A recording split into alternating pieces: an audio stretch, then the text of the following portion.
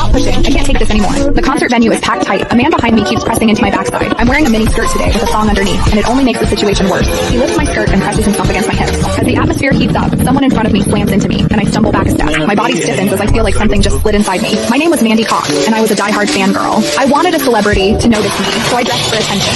I wore heavy makeup and made sure nothing about me went unnoticed. My low-cut top revealed a wide stretch of skin, and my chest bounced with every step. I paired it with a mini skirt that barely covered my thighs and sexy white stockings which hugged my legs. But when I arrived, reality hit. The concert venue was packed so tightly I couldn't move, and the crowd swallowed me whole. The celebrity was never going to notice me. I craned my neck and shouted, "Darling, take me." I never imagined that line would draw the wrong kind of attention. Instead of the celebrity, it caught a filthy creep. After I shouted it, I became aware of a man behind me, repeatedly bumping into me. At first, I brushed it off. In a crowd that dense, accidental contact was easy to explain, but the feeling wouldn't go away. Something hard kept pressing against my butt from behind. I assumed I'd accidentally backed into his hand where it rested behind me, so I turned and offered a polite apology. "Sorry, I didn't mean to bump into you." He paused, then flashed a leering smile and said, "It's okay, I don't mind." When I turned back toward the stage, I felt him press against me again, more deliberate than before. I kept my attention on the celebrity on stage and shut him out. The man became increasingly brazen, pulling up my skirt and pressing close against my backside. I had only a thong on underneath, which left my butt exposed. I felt his touch directly against my skin and assumed it was his finger. Only then did I realize something was wrong.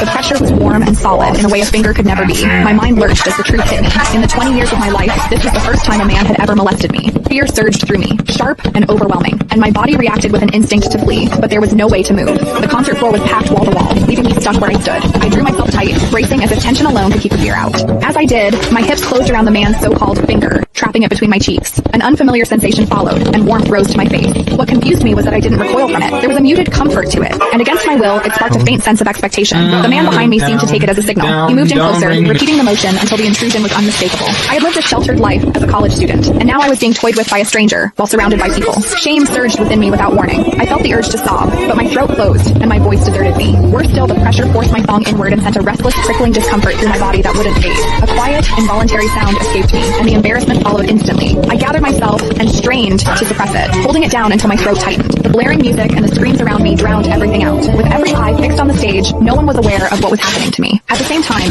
the intensity continued to rise, touching something deep inside me. I bit down on my lip as cold sweat traced my spine. My awareness was tipping back and forth between humiliation and a pleasure I couldn't bring myself to name. I knew I couldn't take it anymore if it continued, so I turned sharply to face the man behind me.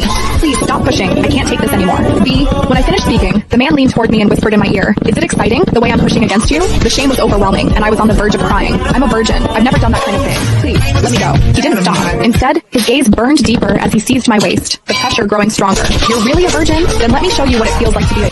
Click the link in my bio to get the full story for free. Click the link in my bio to get the full story for free.